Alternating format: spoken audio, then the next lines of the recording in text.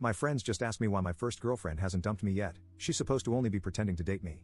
I have 5 friends, 2 of which are girls, and the rest are guys, all in their early 20s, and they have been annoying me for some time about being single.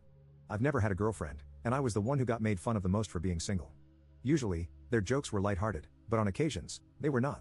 Some of their jokes were really low, but I let them slide because we were friends, although I never forgot them. They were more like insults to me, but I never showed it. About 2 months ago, they introduced me to a girl, let's call her Emily, and we became friends pretty quickly.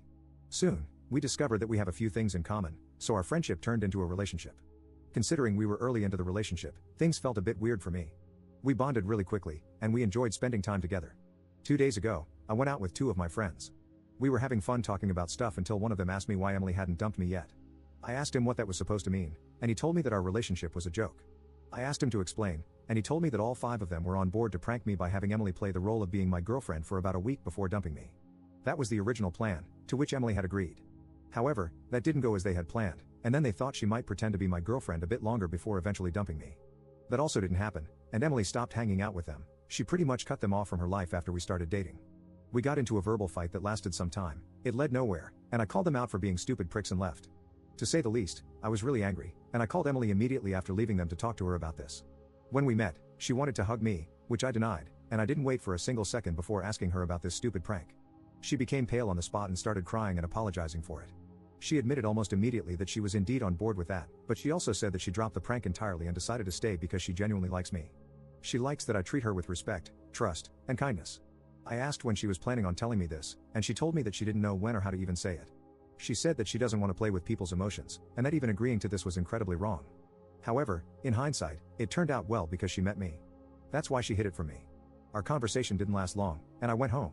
I blocked all my friends on all accounts, numbers, everything. I don't want to see them again. I don't know what to do with Emily. She keeps sending apologies, asking me not to break up, and that she will make up for it, but I don't know what to do. If she lied and manipulated me into this, what will she lie about or manipulate me into tomorrow? I would find this entire situation comical if it weren't happening to me. Right now, I'm so disappointed in everything, mostly in myself. Update 1.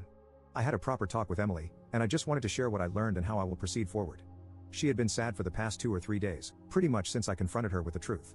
She apologized again and hoped that I would give her another chance so she could prove to me that she's a good person and that she will do everything to make up for her mistake. I didn't speak much during this conversation, I mostly let her talk. However, I'm not a complete idiot, and as some of you pointed out, what would have happened if she didn't like me? If she proceeded with all that nonsense? So I asked her, and, to say the least, she was horrified. She was speechless. I asked her what the end goal would have been if she didn't like me, playing with people's feelings before discarding and throwing them away like they're trash? She kept crying and said that she didn't know. She had no answer to what she would have done in that case. I told her that she really should think things through before doing them because this time she had luck on her side, and next time she will have to bear the consequences of her actions. She admitted it was a really bad decision and that she should have known better. She cried again, and she seemed embarrassed, perhaps because all that probably showed her in a really bad light, something she didn't want. In any case, she seemed really sincere, so I let it go. I told her that I would give us another chance, but under certain conditions: honesty, loyalty, and openness. If we encounter any problems, I want an open and honest conversation. We will also start from the ground up, and she will have to earn trust. She agreed to all of them and promised to do even more. She was really happy, and I don't recall seeing somebody so happy in a while. I don't know who the real Emily is. We have known each other for a short period, so I guess I will soon find out who she actually is. Some of you said that I should ditch her too. I thought about it, and I might sound selfish, but I have nothing to lose here, so I will risk it. I have never had a girlfriend or been in a proper relationship, so this could be a good learning experience. To me, this is a win-win scenario. If it fails, it fails. I tried my best. If it succeeds, even better, I have a girlfriend. Edit. I forgot to include this in my post, but based on what I heard yesterday and today, not all of them were actually on board with pranking me like this. While they all initially agreed to the prank, it wasn't supposed to unfold the way it did. The 2 individuals mentioned in the first post essentially pressured the others into participating, and those 2 didn't have anything good in mind for me. The rest simply went along with it, which doesn't make them innocent either, especially since this has been happening for weeks without any of them saying anything. Now, they're basically shifting the blame to each other just to make themselves look better.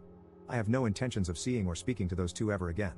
As for the others, if they show genuine remorse, I might stay in contact, but I doubt it. I met the other 3, that is how I got more information on the situation, and to be honest, it was a sad sight.